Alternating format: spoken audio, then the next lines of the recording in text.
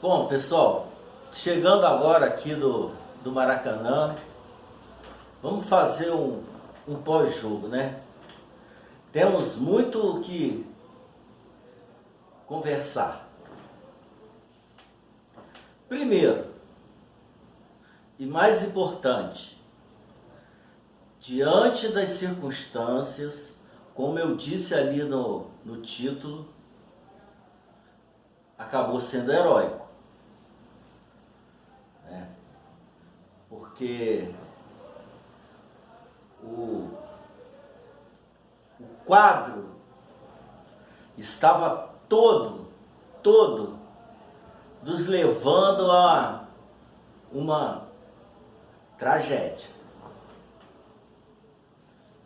E aí temos que estar comentando e falando, né, sobre tudo que aconteceu nesse jogo.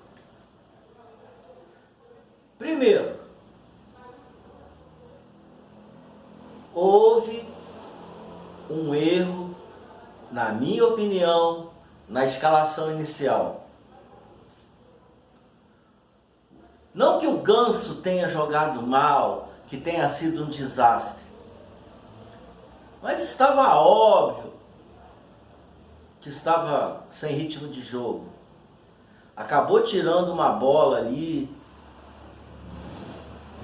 muito assim, que devemos elogiar, né, que esteve próximo de sair um gol deles, e o Ganso foi fundamental nessa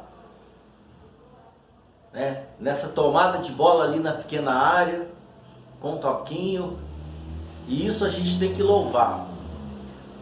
Mas o que temos que ter em consideração é o jogo como um todo. E no pré-jogo, né, claro, antes da partida, eu cheguei a comentar sobre isso, que seria muito arriscado colocar o Ganso de cara.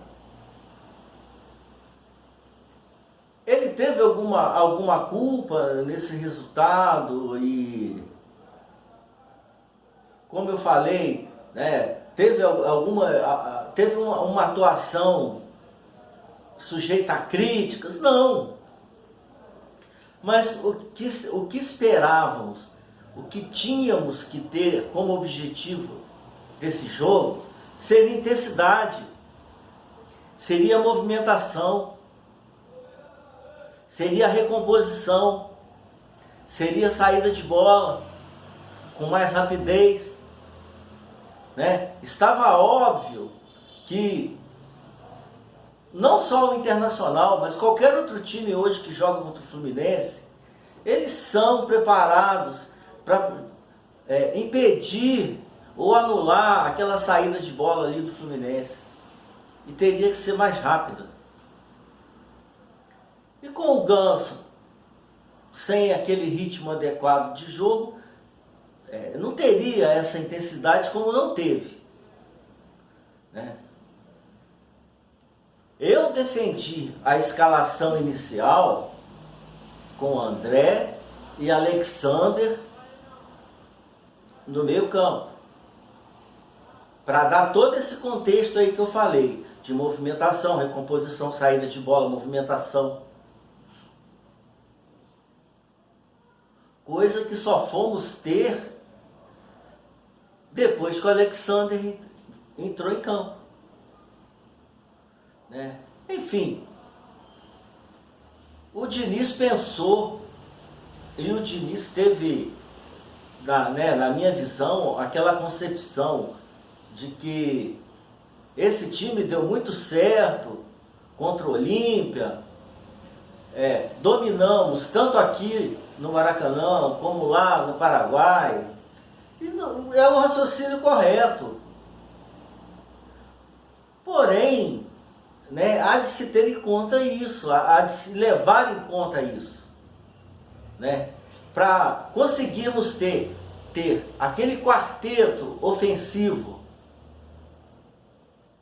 de tanto sucesso, né, de Arias, Cano, John Kennedy e Keno, teríamos que ter algum volume de jogo ali no meio-campo, coisa que não tivemos. E para mim, na minha visão que estava lá no estádio, foi o que levou o Samuel Xavier a cometer aqueles erros infantis, né? Porque a jogada estava ali entre a nossa defesa e o meio-campo. E o Samuel Xavier, apavorado, né? Doido para tirar a bola dali, entrou nas duas jogadas de uma maneira apavorada. Talvez seja por isso, né? Porque ele estava sentindo que havia um buraco ali entre a nossa defesa e o meio-campo. Essa foi a minha percepção lá no jogo. E isso fez com que ele tivesse aquelas duas entradas, né, assim, atabalhoadas, o que resultaram na sua expulsão pelo segundo cartão amarelo. Vamos aqui cair de pau no Samuel Xavier? Claro que não. Claro que não. Tem sido um jogador importante, né? Já foi até decisivo aí em etapas anteriores da Libertadores. E não podemos, por causa dessas duas entradas, como eu disse, atabalhoadas, até mesmo infantis, né? Porque foram jogadas ali sem lá muito perigo, jogadas ali na intermediária que poderiam ter sido evitadas. Mas como eu disse, quem já jogou bola, eu nunca fui jogador profissional, mas já joguei bola, joguei nas categorias de base do Cruzeiro, sabe? A gente sente ali no jogo quando tem alguma deficiência, principalmente na intermediária para o setor defensivo. Em determinado momento a gente se apavora, né? Tentando rechaçar uma bola, entrar numa dividida mais forte. E foi o que aconteceu. Bom, enfim, não vamos ficar lamentando isso, né? E por conta dessa expulsão do Samuel Xavier, claro que forçou o Diniz a ter que fazer as substituições para recompor a defesa. A entrada do Guga, vamos ser aqui justos, foi ótima. O Guga fez um bom jogo e isso nos dá uma certa segurança e uma certa tranquilidade para o jogo de volta, né? Porque ele entrou muito bem, fez o que podia ali pela lateral, foi muito combativo, foi muito eficiente. E que bom, né? Que bom, porque com a ausência do Samuel Xavier no segundo jogo, a entrada do Guga ali é natural, e que bom que ele entrou bem, né? Já nos dá uma tranquilidade aí pro segundo jogo.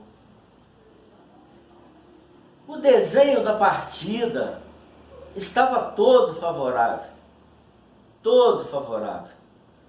né? Com aquele primeiro gol de Germancano, aliás, né? Ó, sempre ele, como dizia aquele locutor antigo, ele, sempre ele, Germancano, artilheiro disparado da Libertadores, né? E como dizem também aí, o artilheiro de um toque só, foi decisivo. Poderia, né, ter sido decisivo para a nossa vitória, para um placar que nos favorecesse para o segundo jogo. Porém, acabou sendo decisivo para nos colocar de volta para o contexto. Porque uma derrota hoje, gente, seria aquele tipo de situação que lá seria muito difícil de reverter. Não impossível, né? Porque como eu sempre afirmo aqui no canal, temos time e temos elenco. Do mesmo jeito que se acontecesse uma derrota aqui, poderíamos ter uma vitória lá. E ficou demonstrado hoje que temos time e futebol para fazer isso. E com esse empate, ficou tudo aberto, né? Ficou tudo igual. Menos mal, ferimentos leves. Um quadro que se desenhava para ser uma grande vitória, quase se encaminhou para uma grande tragédia, e graças a Deus não foi assim que aconteceu, né? Temos que enaltecer o time todo. Eu não vou fazer aqui análise individual, né? Eu deixo isso aí para os especialistas, mas temos que falar claramente. Embora não tenhamos tido uma vitória, foi um time de guerreiros, totalmente time de guerreiros, digno de aplausos, porque, pessoal, convenhamos, no futebol moderno, no futebol atual, você jogar sem -1 é assim, um golpe terrível em qualquer esquema, desarticula qualquer time. Ainda mais que esse futebol hoje em dia competitivo, veloz, de ocupação de espaço, você ficar 50 minutos, eu não sei se é exatamente isso, mas foi isso que eu calculei, mais de 50 minutos jogando com -1 contra um time forte, porque sim, o Internacional é um time forte, e conseguir não só não perder o jogo, como conseguir uma recuperação quando estava perdendo. E isso tem que ser enaltecido, e isso tem que ser valorizado, né? Como eu falei, não vou aqui fazer análise individual, vou elogiar todo mundo, porque todo mundo foi guerreiro. E voltando lá para as substituições, a expulsão do Samuel Xavier nos colocou com -1, né? Colocou o nosso time em situação difícil, mas fez com que o Fernando Diniz corrigisse, na minha opinião, um erro de colocar o Alexander para jogar no lugar do Paulo Henrique Ganso, que claramente não estava com um ritmo adequado para uma partida que estava na cara, que seria dura, que seria difícil, né? E vamos falar de Vossa Senhoria, esse vagabundo desse juiz. Quando eu vi juiz argentino, eu falei, lascou. Eu ia falar full aqui o palavrão, mas não vou. Sem vergonha. E estou falando sem vergonha, não foi por causa da expulsão do Samuel Xavier, não. A expulsão do Samuel Xavier foi por infantilidade do próprio. E não só infantilidade, como uma atitude apavorada, né, de um jogador que está ali dentro de campo e viu que, em determinado momento, que tinha que entrar mais duro, tinha que entrar mais pesado, e infelizmente deu errado para ele e deu ruim para nós. Eu estou falando de faltas que esse vagabundo não dava uma falta para gente. Nenhuma. As faltas que ele ainda dava para gente eram aquelas faltazinhas ali na lateral, no campo de defesa nosso, que não resultaria em nada. E ao contrário, o desgraçado encostou neles, era falta na hora, né? Era uma má vontade, era uma coisa assim escandalosa. falta no início do jogo que o Keno sofreu, que ele não deu. Falta no Germancano no início do jogo, que ele não deu. Invertia laterais.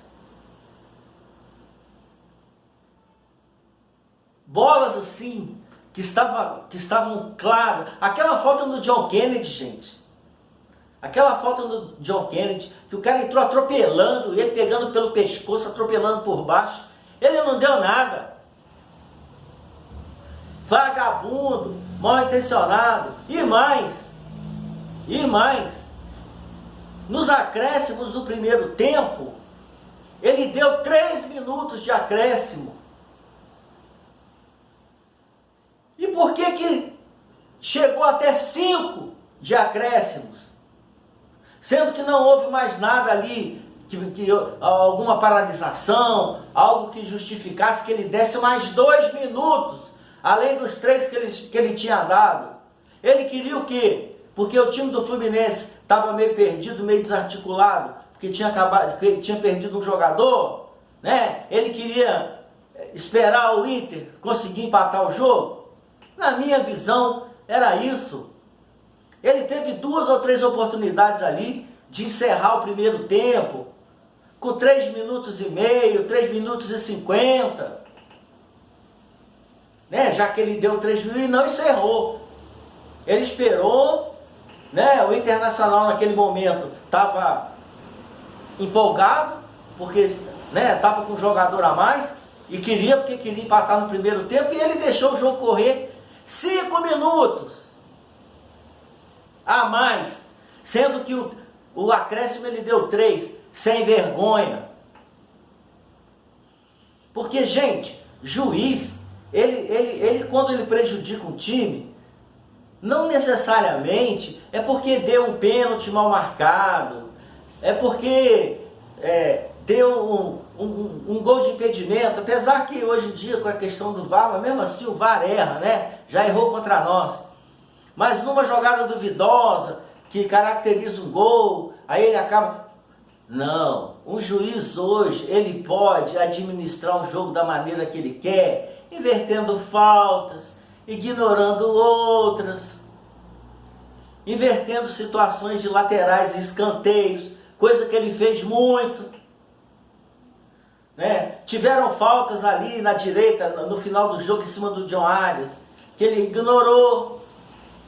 Mas quando era para o Internacional, encostou, caiu, é falta, ele não titubeava. Sem vergonha. Para mim estava mal intencionado. Tá? Repito. Não em relação à expulsão do Samuel Xavier.